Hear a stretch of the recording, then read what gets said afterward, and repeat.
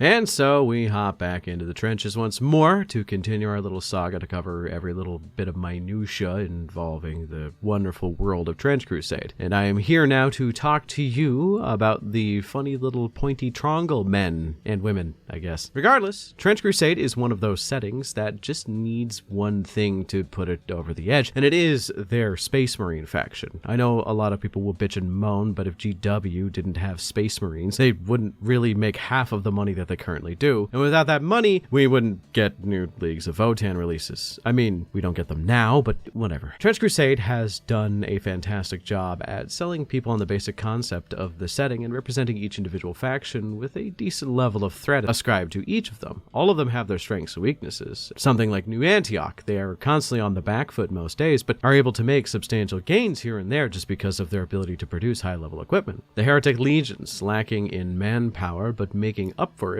in horrible magic and lack of morals. But what we don't have is a poster child faction, something that people can look at and think Trench Crusade immediately. So what does this have to do with today's topic? Well, I think the Trench Pilgrims are almost on that line where they could potentially be the poster boy faction of the setting. They are the other Christian faction outside of New Antioch, and they are as straightforward as a fishing rod. So I want to cover these maniacs, why they have the pointy hats, discuss their lore, units, and warband options so that if you wanted to play them, you can know pretty much everything you need to know about them lore-wise off the bat. But before we hop into it, let's cover a little bit of gamer subs, shall we? Hello everyone, Mr. Kickbones here to tell you, kickboxing has been fucking rough, but it is incredibly fun. Unfortunately, my specific gym only teaches classes for kickboxing on Mondays and Tuesdays and does weirder martial arts throughout the rest of the week. So I want to get the most out of my money. I have to go both days in a row, no matter how sore I am from the day prior. I am usually a bit of a limp noodle with no arm strength left, and I want to sleep. Mama didn't raise no bitch, but she sure did raise a whiny little girl. So I decided to abuse my privileges as a sponsored duder of gamer subs to become ultra caffeinated before going to get my ass beat for the second time in a row this week. I'd use pre-workout, but I really don't like the feeling of bugs under my skin that comes from beta-alanine. So gamer subs is a cheap and effective way to make sure that I'm energized and ready to fight. Weirdly enough, they have a lot of easy to drink flavors that are pretty quick to down so that you can get back into what you're doing, like Soda Pressed Pear, which is incredibly refreshing for when I get kicked in the stomach so hard that I'm either going to puke or cry or both. So if you yourself need a bit of a boost, pick some up using my code BONEZONE at checkout for 10% off. You'd also be supporting my channel with this. Let me know in the comments if you find it helps keep you awake during sports of any kind. I kind of like hearing about these kinds of things, so yeah. Thanks to GamerSubs for sponsoring this channel, and let's get back into the trenches. Okay, me paying my bills and silencing the Nyarlathotep demon with the big anime tits aside, we gotta talk lore here. But the interesting thing that I have noticed in my readings is that the Trench Pilgrims don't so much have lore as they have something like events. I know it's weird to describe them as such, but they aren't really a coherent faction. They're more of just a phenomena that happens on the battlefield from time to time during this horrible era of life. They can come from New Antioch, but not always. They can come from small settlements in no man's land, but not always. They can come from the middle of Abyssonia, but not always. Sometimes they can come from literally the middle of nowhere with no more reason to exist than a speck of dust. The reason the lore is kind of like this for the Trench Pilgrims is because they're just really weird. They aren't so much a faction as they are kind of a singularity. Basically what happens is every now and then in their sleep or during prayer, a particularly pious individual will receive either a hallucination, a schizophrenic meltdown, or maybe just actual divine intervention, which leads them to believing one way or another that they have to repent and are sent on a divine mission ordained by God himself to go kill sinners or reclaim something. These war prophets or prophetesses are incredibly resolved and have an almost supernatural ability to bring the hearts and minds of individuals under their sway. These spiritual causes go on self-destructive charges into the front of heretic forces. pilgrims, not intending to really survive, as they are just there to accomplish a goal regardless of if they live or die. And a lot of the times these warbands end up getting obliterated, but sometimes they end up surviving and even developing a name for themselves, like the Procession of the Grand Affliction or the Theban Legion of Rome, which, as a side note, some of these are mentioned processions that just have a name, and some of them are warbands, which we will cover later. Some of them are just like the Procession of St. Clownius. He liked party hats, and so all of his men painted their little iron helmets to look like clown hats. It's literally just, it's that. So if you're interested, here's just a brief rundown of the ones that we don't really have a warband for, and there's just like a few sentences on in the book. So we've got the Path of Pious Revenge. They like fire and burning shit. The Pilgrims of the Iron Path. They like beating shit to death with hammers, though also like hammering nails into heretics' heads. The Theban Legion of Rome literally just take swords and act like headhunters trying to get evil dudes' heads more than their comrades. That's kind of all we know about these specific ones. There are a few I didn't touch, but we're going to be covering them at the end of this video. But I would feel remiss not to mention these guys here. So in the most Catholic way possible, each procession picks a saint of some sort to kind of represent them. Now this can be an individual who is just actually obsessed with feeding the starving, or like a literal saint, or sometimes they just worship the seventh Metachrist, 1,000 blessings be upon his name. They all pick a theme for themselves, because if John Goblikon taught me anything, it's that you need a gimmick. And if any of you got that reference, you need to go outside right now and actually touch grass, go buy a Hosier CD, and go frolic in the flowers. You fucking need it. But back on topic. The Trench Pilgrims are one of those forces that New Antioch and the Iron Sultanate kind of just allow, because they are not exactly doing something we don't want, just not in a way we sanction all the time. As we'll find out later, some of these processions are a bit sacrilegious. We'll get into it. But New Antioch does usually bless these pilgrim warbands as they go off into the wilds of no man's land to deal with a heretical threat, just kind of their own volition. You don't need to draft anybody. It does make sense on a fundamental level. Here is a bunch of just untrained dudes that don't need their own resources being sent off in a small mob to deal with a threat, and all they really want is your fucking consent and blessing. Dude, this is basically free money. It's not that hard. Sure, you may lose a few farmers to this procession, but fuck me, this is a very opportune time for you to practice a belief system that I firmly engage with on my day-to-day life, and it's called minding your own fucking business and letting it sort itself out. Just saying, worst case scenario, you just lose a bunch of the crazier folk in your community, and best case scenario, you just struck a decisive blow against the forces of hell. Though that isn't as common as you'd expect, but it has happened. Like I said, the Trench Pilgrims are not the most well-equipped, with all their weapons being either scavenged or inherited from family members. Rusty swords, large clubs wrapped in metal, and if you're lucky, a firearm of some sort. But the one thing that is distributed to all the Trench Pilgrims is the capirote. This thing is probably magic, but what it does is, at least from my perspective, blinds the person who wears it to not so much the world around them, but to themselves. They lose their idea of self and are now basically a part of the group identity. As they put the Trongle on, they lose all sense of fear and do everything in their power to succeed the goal they have set out before them. Make sense? Yeah, probably. The capirote is kind of a sacred thing and is probably one of the most useful tools the Trench Pilgrims have access to, though we will get into the weirder shit as we go deeper. Regardless, that is kind of the basics of everything you need to know about the Trench Pilgrims, which frees us up to talk about the individual units, and this is where shit gets a little bit wacky. I really like the Trench Pilgrims units. The models of the Trench Pilgrims are pretty straightforward. They are almost all just kind of dudes, but even though they are almost all just kind of dudes, they all have this kind of funk on them. Like, they all have that stench of being kind of a little bit, just a teensy bit crazy. You know, you ever sit at a bus stop next to someone and they just don't stop talking to you about something they think is interesting, and this is the first time you've ever met them? Yeah, it's kind of like that. It's very much the kind of desire that I enjoy when it comes to the majority of any army, especially hyper-religious ones, and no more a hyper-religious faction exists in this game, outside of maybe like the Court of the Seven-Headed Serpent, but we'll get into that, and that's religious for a very different reason. So, let's start this off with the most important member of the Trench Pilgrim processions, the War Prophet. The War Prophet is the Pied Piper of the religious community they propped up. They are a person who was given visions either through supreme mental illness or through actual divine intervention, but it's almost always about the apocalypse. These visions state that if this individual does not go out right now and kill as many sinners as humanly possible, they're basically damning themselves to a horrendous fate and and the same with all of humanity, so, you know, the means justify the ends. So the war prophet equips themselves with the loudest speakers they can, and they scream sermons through whatever book they can find as loud as they can until they likely go deaf. They are usually charismatic, sometimes magical. They are the leader of pretty much every war group, and shout out to the fucking insanity that is the war prophet's main weapon depicted in the main art as well as the main model, which is the fucking anti-tank hammer. It is just a stick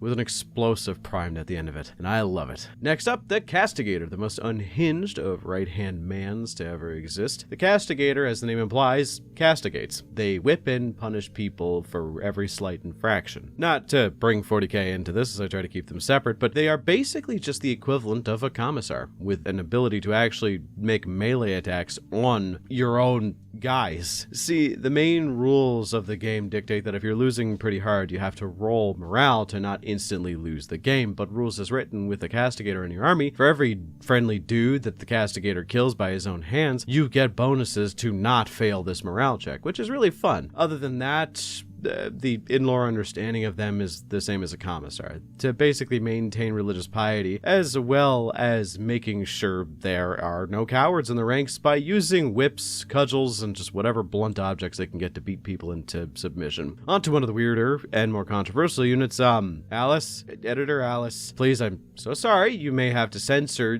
some nudie bits here, so just get creative with it, but the Stigmatic Nun, yeah, she tits out, and yes, a lot of people complained, but who cares? It's a weirdly interesting unit. Basically, the Trench Pilgrims' response to the shock troopers of New Antioch. They move fast, have a lot of weapons, though are melee focused, and in lore are women blessed by the stigmata, which if you didn't know, the stigmata were the wounds suffered by Christ during the crucifixion. Although these wounds manifest on the nuns randomly, and they aren't from your regular store-bought Christ, they're actually the stigmata of the meta-Christs, which are varied and weird. They wish to serve as an example to the Trench Pilgrims that God is in fact with them, and they will bear their stigmata with an almost ecclesiastic glee, though yeah, apparently a lot of them are naked, which is kind of weird, but naked people exist, and they probably exist in the setting too, so who cares. Let's talk about the next unit, which is one of the coolest ones in my opinion, and that is just the generic Communicant. I love the Communicants. In this setting, they are one of the coolest concepts that you can even talk about, but basically Communicants are people who have undergone communion with the Metachrist, basically consuming the flesh and blood of a Metachrist and becoming whatever the hulking monster before you is. There is a lot of mixed lore that's distributed throughout the Discord server, the various lore primers, and the in-game rules, but in general, the thing that we do know is that there are various different Metachrists. Consuming their flesh, body, whatever, can cause different effects depending on the Metachrist. So the one guy might make a tank hunter, and one guy might make this thing that the Trench Pilgrims use, which is a hulking brute. There are multiple different Metachrists that we don't fully know about, so keep that in mind. And there's also potentially a difference between actual communion and artificial chemical communion, which we don't know if there is a difference, but it is mentioned that chemical communion makes tank hunters and regular communion makes these communicants. Yes, it's all over the place. Yes, it gets confusing. I don't know. I think it's still cool though. But yeah, so these communicants actually have the ability to see through some kind of divine insight. So they ritualistically blind themselves because apparently their eyes blind them to whatever their sixth sense sight does. So I don't know. They just do it. So they nail crosses to their eyes. They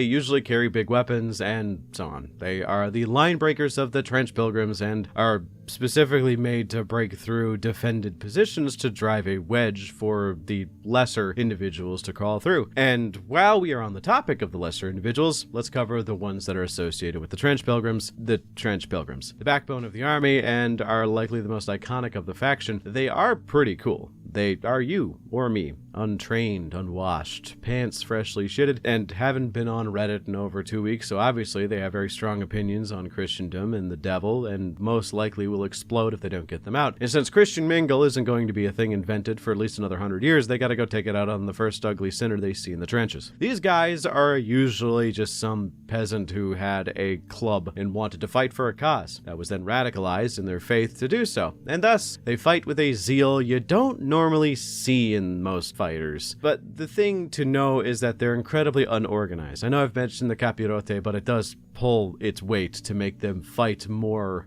logically rather than just screaming and running at something until they die. they are the definition of the phrase no thoughts, just vibes. They don't think, they just go in and fight off a blind faith alone. But the thing is, it kind of might be onto something, because sometimes when the moon hits their eye like a big pizza pie, a trenched pilgrim who dies comes back to life with the blessing of one of the Metacrists. These are called the Martyr Penitence, and they are incredibly powerful. Actually being able to shrug off damage kind of easily and being able to swing with an almost supernatural strength, they're still pretty cool. Outside of that, they're basically just the same person, just a little bit more holy, I guess. But yeah, I have to now bring up one of my favorite miniatures in the game. Basically, every now and then, a warband of trenched pilgrims will come across a group of people that they deem as especially sinful. So what do? Be it a heretic trooper or some sodomite in the middle of no man's land, they either lack the faith or desire to reform, so what do we do to them? Easy. You just strap a high-yield explosive to their back and then torture them until they beg to die. Then, say, if they run to the nearest big ugly in the battlefield, they will. Thus, the ecclesiastic prisoner. In order to play them, you'd have to buy them. But you also have to buy the bomb that's on their back, and comically enough, the bomb is more expensive than the guy itself. I think that's really fun. And alongside that, the more fun bit is that they have a chance of surviving the bomb going off. And if you do, they stay in your army roster, but you gotta pay for another bomb. Throw them again at the nearest big ugly and see how it goes. Not exactly a pleasant fate, and you know what? Out of everything in this game, this isn't the worst thing that can happen to you. Like if a heretic trooper takes a Christian captive, the best possible outcome is to be slow roasted over a fire and then eaten alive. The worst ranges from eternal pain to potentially becoming a goetic sorcerer, which we will get there someday, but not today. But yeah, last but certainly not least, probably one of the coolest models in the whole damn game, let alone in this faction, is the Anchorite Shrine. This thing is a hulking iron colossus created by a monk who wanted to make a dreadnought of a weapon. Something to shake the earth and rattle the bones of any enemy forces who would see it. The thing is a tank and almost impenetrable. It is a massive Iron Maiden that is piloted from the inside by someone who, although consenting, I mind you, decided to get hooked in. Literally, once you enter, you cannot leave, as the inside is filled with spiked and barbed hooks, as well as just barbed wire, I would assume, and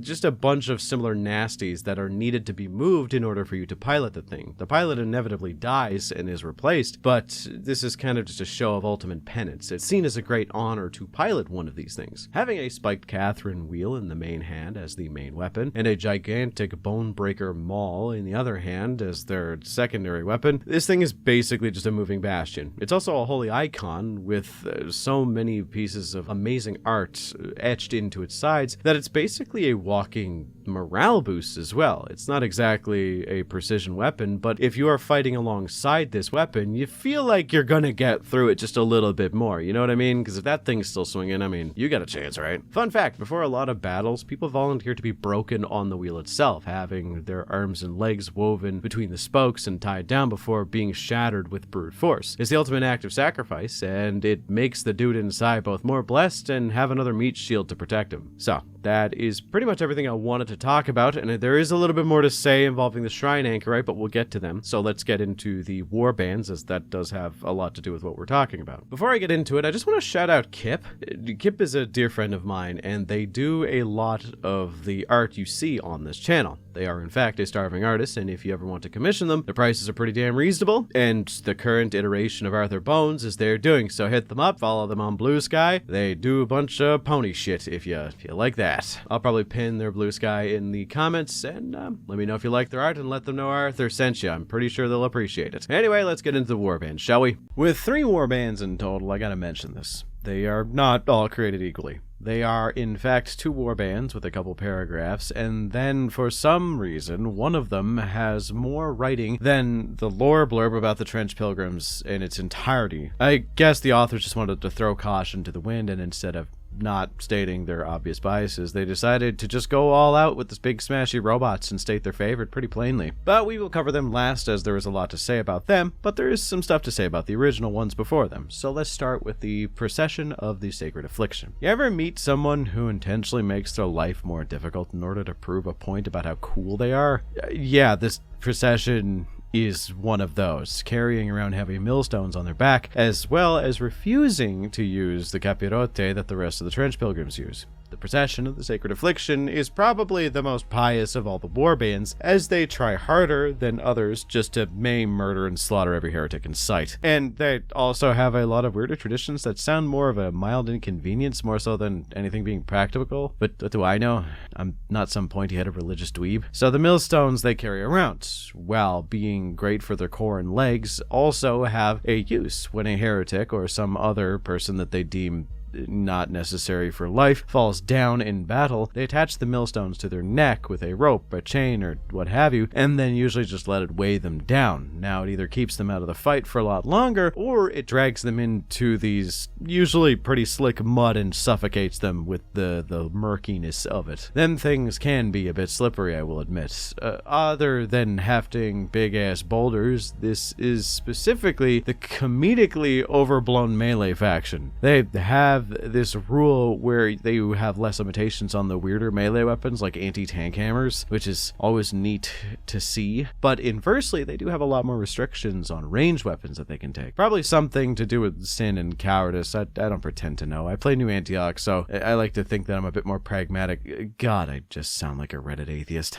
Anywho, the next warband you can run has a bit more meat to them, and that is the Cavalcade of the 10th Plague. These guys are Old Testament as all hell. They don't believe in any of that newfangled meta-Christmas malarkey, and in fact, prefer the older ways before any of the nonsense involving hell portals happened. On a side note, I was talking to my roommate about doing the Trench Pilgrims video, and we were just kind of shooting the shit back and forth, and he dropped one of the hardest lines I think I've ever heard a man off the cuff say. I do not know if he was making a reference. He said this was something he came up with, so if he was bullshitting, let me know in the comments, but he said that the greatest trick the devil ever did wasn't convincing mankind he didn't exist. It's making us believe that God forgave us for killing his son, which is the best way to see the Cavalcade of the 10th Plague Trench Pilgrims. They are the most God-fearing of all the pilgrim warbands, sacrificing a lamb before every engagement with the enemy. Most times, more than one. Hell, you can sacrifice one for every member of your warband beforehand to get one hell of a cute little bonus. They don't mess with the sin in the slightest, preferring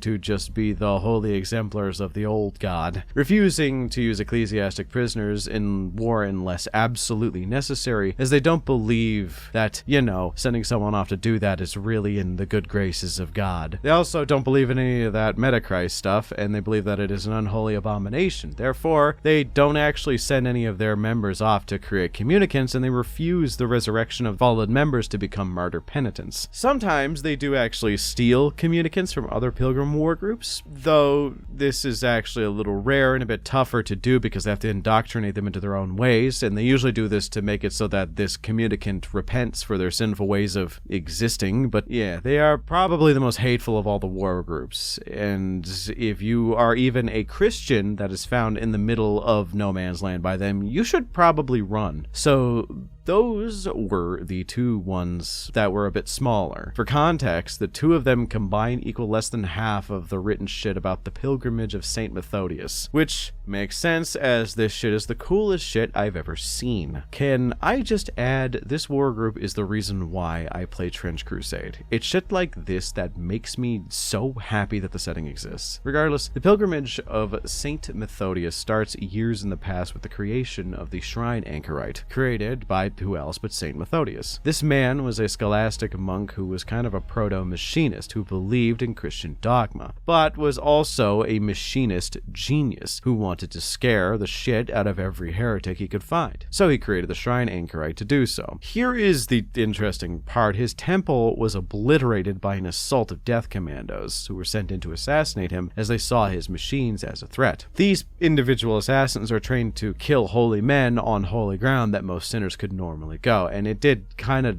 turn out to be a success. They ended up killing Methodius, but a pupil of his by the name of Akakios, he survived. Many people thought that with the death of St. Methodius, the Shrine Anchorite would slowly be phased out as there was no way to create new ones. But Akakios started a new temple in the name of St. Methodius, and thus this new sect of the Trench Pilgrims was created. The main thing to know is the Shrine Anchorite was created with melee in mind. and most people have abstained from incorporating modern military technology from the things like the heavy mechanized infantry, as it seemed to deviate too much from the original blueprint. But these fellas, nah. They use the blueprints of the Shrine Anchorite and add some weird shit to it. And that is the main gimmick. Instead of being limited to one Anchorite, for your warband, you get 2, which is a big deal. But the next big benefit is you can actually customize the Shrine Anchorite like you're building Gunpla. New pistons, new tech, new weapons, including, but not limited to, flamethrowers, mustard gas sensors, and long-range mortars. You can go pretty crazy with it, if I'm being honest. To make them have even more flavor, it is actually a rule, I'm not even joking, that all of your stigmatic nuns have to wear clothes in the warband. They are, in fact, a very puritanical faction, and they actually enforce this rule pretty intensely. All nuns have to wear standard armor or else. They don't want any wandering eyes to see them. They also have similar rules and beliefs around communicants as the Cavalcade of the 10th Plague, where they don't like them, but they don't even take them from other people. You just can't have communicants, period. Which is perfectly fine, as you can run 2 Shrine Anchorites, because that's, you know,